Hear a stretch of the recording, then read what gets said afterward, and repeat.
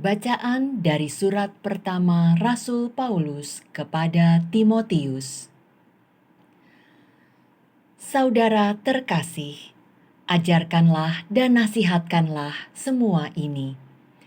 Jika ada orang yang mengajarkan ajaran lain dan tidak menurut ajaran sehat, yakni ajaran Tuhan kita Yesus Kristus, dan tidak menurut ajaran yang sesuai dengan iman kita, dialah orang yang berlagak tahu, padahal tidak tahu apa-apa.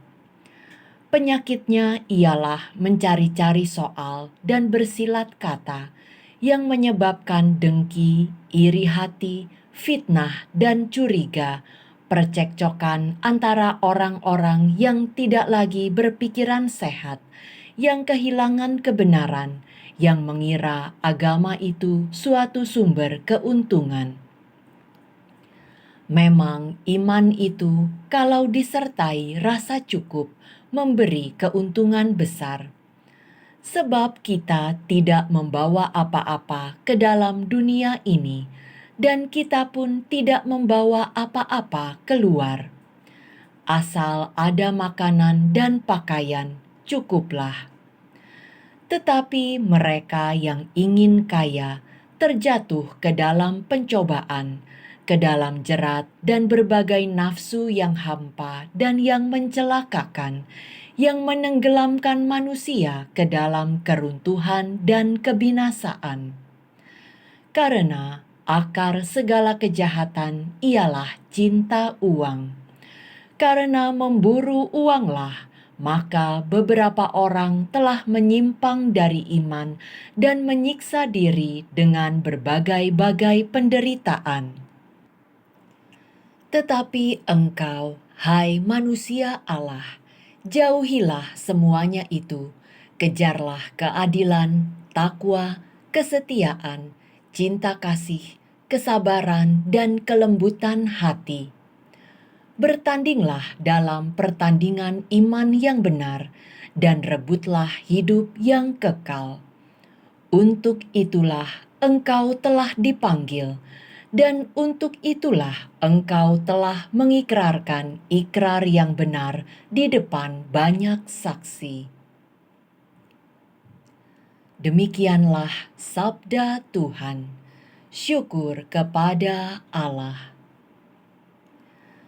Berbahagialah yang hidup miskin terdorong oleh Roh Kudus, sebab bagi merekalah kerajaan Allah.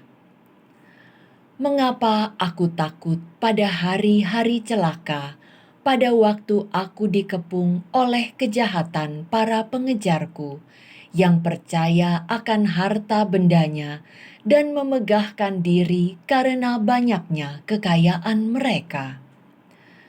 Berbahagialah yang hidup miskin, terdorong oleh Roh Kudus, sebab bagi merekalah kerajaan Allah. Tidak seorang pun dapat membebaskan diri atau memberikan tebusan kepada Allah ganti nyawanya. Terlalu mahallah harga pembebasan nyawanya, dan tidak terjangkau untuk selama-lamanya, kalau ia ingin hidup abadi dengan tidak melihat liang kubur. Berbahagialah yang hidup miskin, terdorong oleh Roh Kudus, sebab bagi merekalah kerajaan Allah. Janganlah takut apabila seseorang menjadi kaya, apabila kemuliaan keluarganya bertambah. Sebab pada waktu mati, semuanya itu tidak akan dibawanya serta kemuliaannya tidak akan turun mengikuti dia. Berbahagialah yang hidup miskin, terdorong oleh Roh Kudus, sebab bagi merekalah kerajaan Allah. Sekalipun pada masa hidupnya ia menganggap dirinya berbahagia, sekalipun orang menyanjungnya karena ia berbuat baik terhadap dirinya sendiri, namun ia akan sampai kepada angkatan nenek moyangnya yang tidak akan melihat terang untuk seterusnya. Berbahagialah yang hidup miskin terdorong oleh Roh Kudus, sebab bagi merekalah kerajaan Allah.